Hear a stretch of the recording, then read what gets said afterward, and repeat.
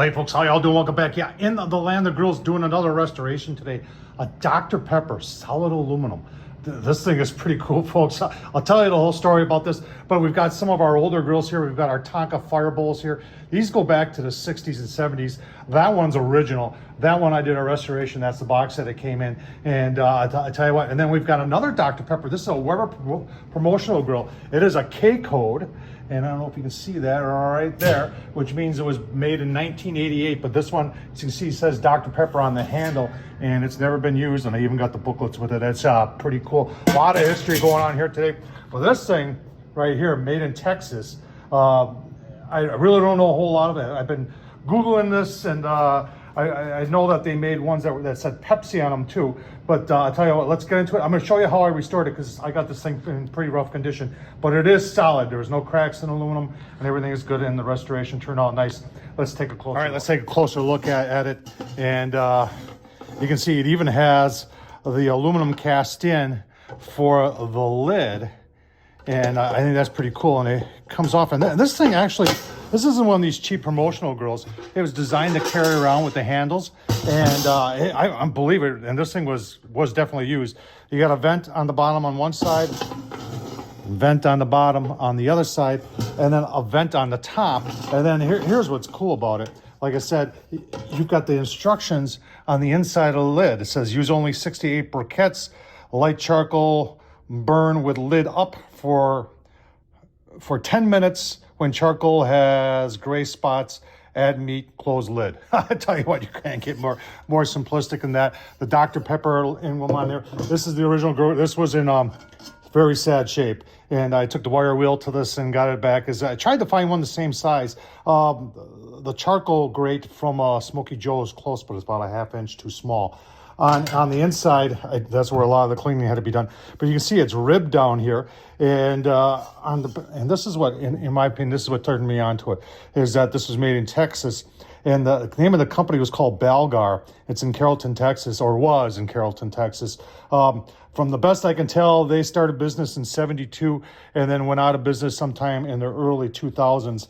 Now it has these, I believe, which are Bakelite handles on here, and there were little Bakelite feet on there. One was missing, and the other three were melted pretty bad, so I just pulled them off. There was no sense leaving those on there. But I'll tell you what, let's take a look at it online a little bit. I'll show you what I could find about it. Like I said, if you know more about this, please leave it down in the description. And then we'll get into the how I actually, if you're interested in restoring something, I'll show you how I restored this. So you type in Dr. Pepper promotional grills, and there's all sorts of promotional grills, but this one ain't there. Let's search. So here's one that looks like sold back in 2020 for $100. In pretty rough condition, like this one is. Let's all right, so here's another one off of eBay. This one is a Pepsi one. I think there's more of those around, but you can see, interesting, it has another grate in there. And in mine, I asked the guy if he had the grate, and he just said, well, what grate?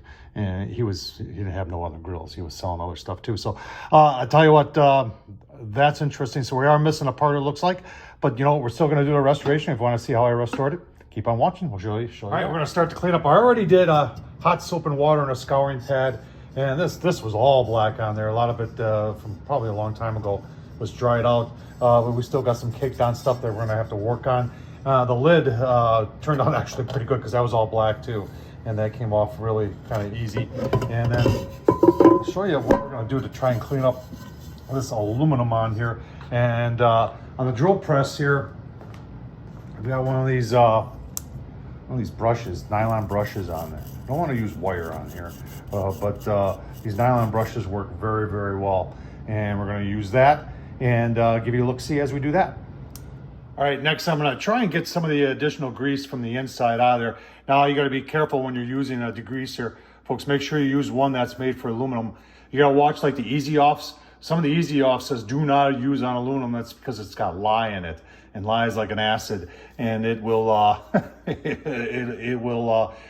it won't be good for your aluminum, folks. So make sure you read the can very carefully. All right, folks, I got the inside cleaned up, and you can see cleaned up really, really nice. I even cleaned up the grill grate. Tried to find the charcoal grate on the bottom of a Smoky Joe is about a ½ inch too small. So I cleaned up the old one, and it cleaned up pretty nice. The inside was really caked on, and I really had to do it. It's not perfect, but it's good enough. And I ended up going and using this very stiff nylon brush on the drill press in order to get into all those nooks and crannies, and do that with a handheld or cordless too in order to get in there. But got it looking a lot better. Now I'm going to start on the outside, and I really want to get this dressed up looking good. And we'll show you the setup here. We'll take a look at the show you how we do this on the drill. All right, at the drill press, the rigid. I got this a couple years ago off a marketplace. It's sitting in the guy's garage. Had never been used much. I had to do a lot of rust cleanup, but other than that, it's good. And I've got my softer bristle brush on there now, and we're just going to take and all I want to do is clean this up. And it ain't gonna take much.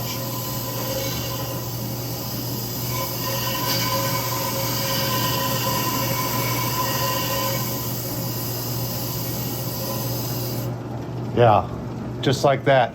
Looking new again. All right, so there's the top. Boy, I'll tell you what, that really pops. You know, you just gotta do the bottom yet. But it's you know, I was thinking about painting the embossed area with like Dr. Pepper red, but I'm thinking I'm gonna leave it just like that. That looks pretty cool. All right, just in a little bit of Mother's Mag aluminum polish. You can see we're just buffing it off by hand. But I could use, got a bench grinder with pad on it too. I could use that. But this is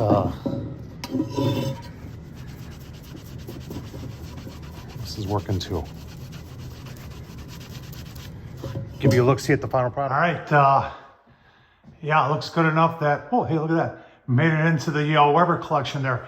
There it is, all cleaned up, folks. I'll tell you what, I think it turned out pretty cool. And I think it's gonna look good up there. And it's a real conversational piece there. I hope you enjoyed this. Tom Horsman on YouTube, thumbs up, leave a comment. And as always, thanks for watching.